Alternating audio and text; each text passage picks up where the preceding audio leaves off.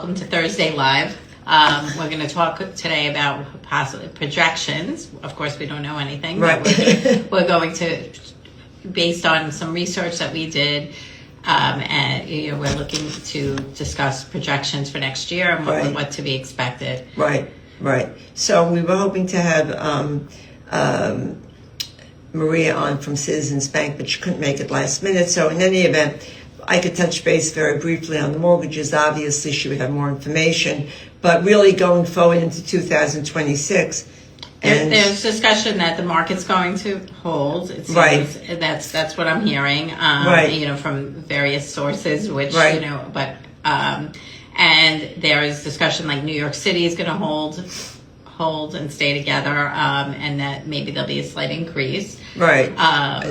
Right. You agree with that? Yeah, what I've read is that prices, it really all depends about the mortgage rates. If they hover about 6%, right, or the low sixes, what they're saying is that the prices in the 2026 should increase, not the way they did increase, but around 2.2%.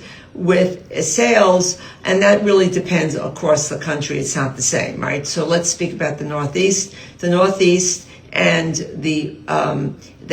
this area geographically, even in Westchester, the prices have been very good. They've held steady, and in many cases, there continue to be many bidding wars.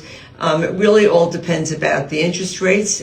Obviously, if the interest rates continue to trend down, there'll be more buyers flooding the market, which, because affordability is definitely an issue, right? So if it's more affordable, there'll be more buyers in the market. If the inventory does not increase, and it's all about the inventory, not only about the mortgage rates, the prices will continue to go up and increase, but not by the amounts, not that I've read, by the amounts that in a year ago, or even at the beginning of this year. Right, and there's a kind of a movement towards moving out of the city. So I was surprised to actually see that the city is actually holding its own, because there's been so much discussion that everyone's leaving the city. Right. However, the city market seems to be, the prediction is the city market will hold its own. Right. And it will actually increase a little bit. Some of the outer areas, a little further north, actually are expected to be very busy as well. Right.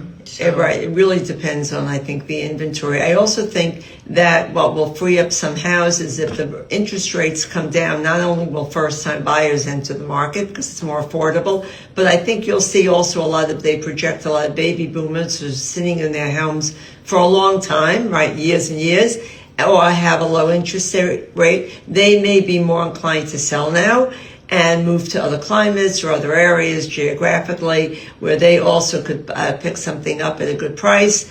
And so that will increase the market and make it a more balanced market. Not necessarily a big buyer's market, but a more balanced market. Not to pre-pandemic levels, but definitely more favorable to buyers than it's been in the last year or 2 or 3 years, where they have really had to compete terribly in a very, very heated market. Right, and maybe less in the way of bidding wars, but that remains to be seen. And I also think that you'll see more sales. It's supposed to increase 1.7%. And I just heard driving over today that the inflation rate is at about 2.7%, which is less than what they were expecting. So if things move in a positive direction, I think it'll be good for the market.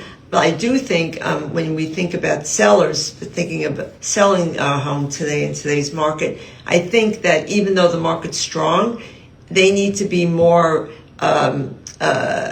aware of the market conditions and more realistic when they price a house. Because what I am seeing in selling, although it happens this time of year, apparently it's on an increase where people are delisting their property and they're just taking it off the market because they feel they're not getting as much for their properties or their homes as they had anticipated. So it's interesting to see if this will continue or if they become more realistic in their pricing, which I think they should be. I think people also want to, if they're delisting, it's probably just because of the idea that they can get involved in the spring market versus Right. now the winter where it's maybe houses don't show as well. Right. It's sort of a strange time. So certainly always the Christmas to New Year's, January, February is a little slower. Right. Well, it's interesting. I also think that there are buyers who have to buy now, and that they feel in many cases they can get good value. They can pick up a house that's been sitting on the market. I am seeing things sitting on for a month, 2 months, and they may be able to find something that there's value in. So it's going to be an interesting market to see how it goes in the next few months, and we'll regroup. Yes. Okay? Happy New Year to everyone. Happy and healthy New Year and happy holidays Happy to everyone. holidays.